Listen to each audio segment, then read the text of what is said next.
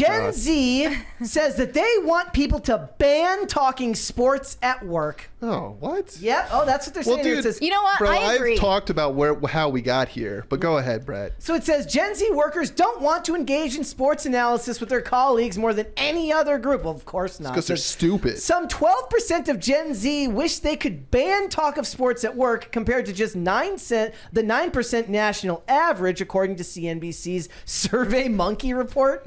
This was a higher rate than any other generation dissing sports at work, as baby boomers, Gen X, and millennials only said the same 8 to 10%. This is funny because I was looking at this thread over the weekend where people who are terminally online and political also feel this way. So it's this picture, right? This guy posts this picture of like a suburban dad. He's got the apron on. He's in front of the grill and he's about to put a burger on someone's plate. King right there. And the tweet basically says like, your currency has been devalued. There's drag queens teaching your kids. Your country is being invaded. And then it shows this picture of the guy and it says, cool, bro. Did you watch the game last night? Because to people who are terminally online and who only think about politics 24/7, to think of anything else is just insane. And you're actually not doing your civic duty by having any other interest. Okay. And then they make it about they're distracting you with sports ball. Devil's advocate, though, the people who are terminally into sports and only think about sports and talk about sports, they think that it's stupid to care about politics. So I it's disagree. literally the same thing. I disagree.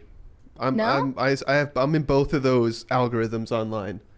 Yeah, you are. And there's crossover here because there's a lot of people who are into comics, who are into things like that. We'll also talk down. They call it sports ball for a reason. As far as I'm concerned, being a drag queen is a hobby. So why don't you just not talk about that? Like, I think what this is one, the participation trophies, which I've talked about this on the show before, how nobody's a winner now. Everyone's a winner. You can't have one, right? Just because you tried and showed up, you're now a winner and you get a gold trophy.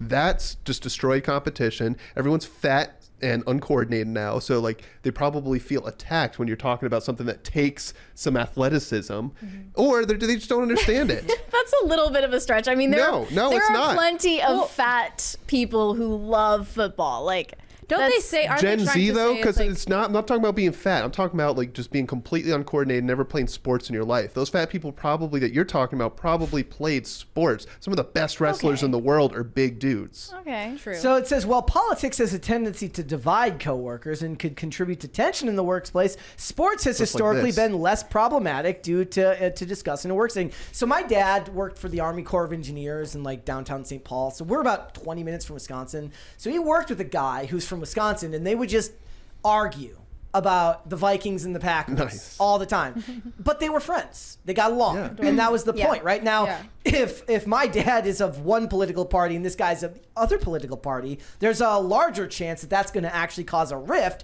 whereas sports can be good-natured. How much do you want to bet that they were part of different political parties, though? I have no idea. Would you say they were only able to argue about trivial things because they knew they had a basis on which they agreed on fundamental values? I think that could go for a lot of the times past in America. Well, back then, though, general American values superseded political parties. That's no longer the case, which is why people feel like sports talk has been ruined. But how recent is this survey? Because we just saw the whole internet erupt over women like WNBA pay because of Caitlin Clark. That's not sports. That's sports politics. That's a different thing. Yeah. There's a $20 one here from the Manic Mustache. Says, late as always and apropos to taxes, my wife keeps all the money she finds when she does the laundry. She buys me chickens with my lost monies.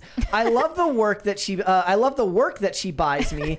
Housewife, what it says, housewife happy life. Let's go. I read that as it came, guys. I did not screw that up. Who did they survey? Because like I really, depending on your background, you were still very much talking about sports. You look at the DC United soccer team, the professional soccer team. That stadium is packed with young people every game.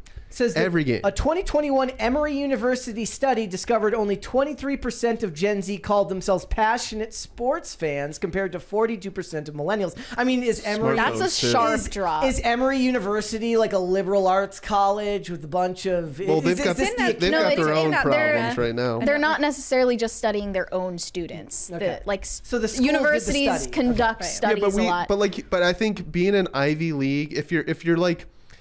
First of all, if you're only surveying college-going students or college graduates, it's going to be swayed, right? Though that data, right? People chose academics instead of sports. That's going to be a phenomenon that's going on. They're not necessarily only polling. But the guys that are down at the sports bar chatting about sports, I don't think we're probably. Well, first of all, are there Zoomer guys down at the sports bar? Go to the sports bar right down the road. I'm not going to say it. I don't generally go to sports bars. Oh, they've got really good food. But the one down the street, yes, there's people our age that are there for the games. And, and Buffalo Wild Wings is huge right now. Yeah. And Wingstop. It's not a bad way to get people together socially. No. Well, that's what it is. And I've seen people in the chat like Roman, Bread and Circus. And I'm like, those are the type of people they surveyed. Like, that's who think sports ball is bad, that you can only be black-pilled and only care about politics 24/7. And if it's not politics, replace it with X thing.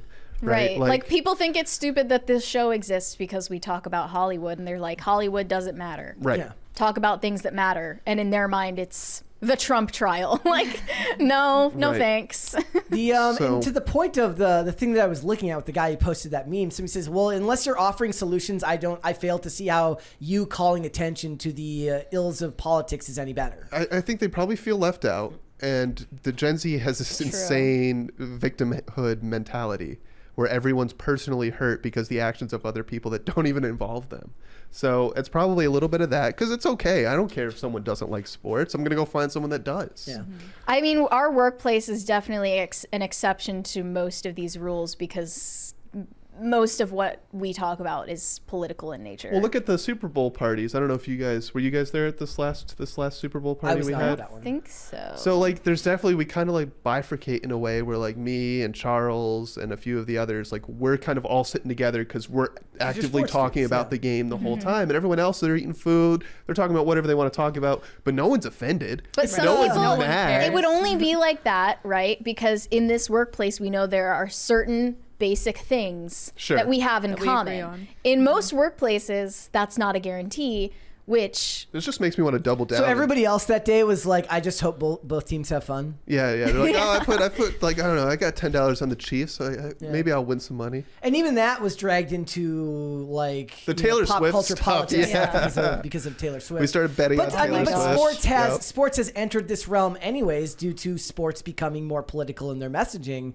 and more political in their marketing. Well, did you guys talk about Stephen A. at all recently? So Stephen A., not to get super political, but he's like he's kind of just laying out the problem with the Trump trials. And he was forced to apologize then. He's like, I'm sorry. Seriously, yes, I saw that. I didn't realize, I had a lot of people reach out to me talking about the harm that I was doing. That's not the first time he's walked back stuff that he said. But this was very innocuous compared to other things he said. Brett, I just sent you something on Slack that is actually appropriate for this topic. I saw this too. This girl, she's probably Gen Z. She made this post about how her coworker didn't like Taylor Swift and how that's actually misogynistic. She said, me at my cis guy coworker, do you like Taylor Swift's new album? Him with a smile. I don't really listen to Taylor Swift. Men will smile at you because they're proud of their toxic masculinity. And in that moment, I found a glimmer of misogyny along with hurt because I love her. Like, this has got to be like fake. This is why you can't discuss anything in a mainstream workplace. You can. People just need to mind their own damn business. And stop diagnosing people as narcissists and misogynists off everybody of one conversation. Is a narcissist now. Everybody who's offended a woman nowadays or autistic or name your condition. I feel like we can't make eye contact because your microphone stand is like literally an obstruction. Like in the middle of your face, like perfectly symmetrical. What can I change it? You can. I didn't want to. Can you like? I don't know. This wasn't a problem on Friday when Tony was sitting there. I don't know. Push it. I don't know. I was gonna fix it, but I mean, if I scoot over, maybe it's a little better. But is it the chair? I just kind of maybe the chair is slide it towards me or like swing it towards me. I want to be able to make eye contact. Is that cool with Brett though? Can you adjust my camera? I can adjust it. Okay. Thank you. Brett's a good adjuster. Okay. We just needed to solve that problem. Okay. But yeah, I mean, I'm not a sports fan, so like, I don't really particularly care about sports talk at work or anywhere. Like, I just see it as one of those things that the people who would complain about this tend to be the people who are caught up in their own bubble and don't realize that not everything in the world revolves around the I mean, I would assume why are they most so triggered? I think most of the people saying they should ban sports talk at work would be women, because women are less into sports. At least Gen Z women are less into sports, and they would feel like it's something that the guys get to talk about, so they make connections in the workplace, and then they have like in-group bias. We're talking about actually like white-collar workplaces, like sexist, right? We're talking about like an office, right? Because I think most athletic women who are into sports are not going the route of having a cubicle. I truly believe that. You see a lot of the influencer, workout influencers huge right now. Personal training has always been big, but like people who have grown up with active lifestyles like doing something active when they become, they start a career. So I don't think you're going to find obviously the office is a boring place where you've always been someone who like falls in line and puts your head down and just does your work. Sports inherently are people who kind of push the status quo. So I think it's this whole thing. I would love to know who they actually reached out to and surveyed, because and maybe the more interesting I think this data is just completely the authoritarian nature of saying you want to ban what people talk about. Well, Gen Z is going to become 30% of the global workforce by next year. So we need to adapt to what Gen Z wants. There's a $20 super chat there. I see all said, hello, Mary, hello, Brett, and guests. Congratulations, y'all. Here's a sweet 20, you degenerates. Don't spend it all in one place. Straight to the Mango Doritos Fund. There's another 20 in it for you. Another 20 in it for you for the 700th episode, if you make it that far. Bye. Oh, that felt like it's ominous. So one of my favorite scenes. So I rewatched Gone in 60 Seconds recently. And there's this really funny scene where they steal this guy's car by pretending to be like a valet, and it's this really old guy at this really upscale, like it's clearly for the richest of the rich, and he goes and just gives him 50 cents. And it's like if you did that today, it would come off as really, really like the rich are evil, and this just comes out, he's like a cheap ass old guy, and he goes, save it, get another one of these suits. I think the other issue, Sarah, is that the conflict resolution is not being taught to young people, and it hasn't been for probably close to 20 years, and now you're seeing the results of that, where people have been coddled constantly with name your program, name your approach to raising children, but you're not allowed to get your feet dirty anymore. They have to stay pristine and clean, and if someone else gets them dirty, we need to hold them accountable. Well, they were taught conflict resolution only by going to the authority of the HR department or the principal at your school or whatever. But that's what this is. And it's like, you don't have to engage in these conversations. Is there another 20? Yep, from Corey Anderson said, I was an hour late today because I had an appointment with my psychologist. But has anyone mentioned both Brett and Mary aren't wearing black? Do you guys usually wear black? I wear black every day.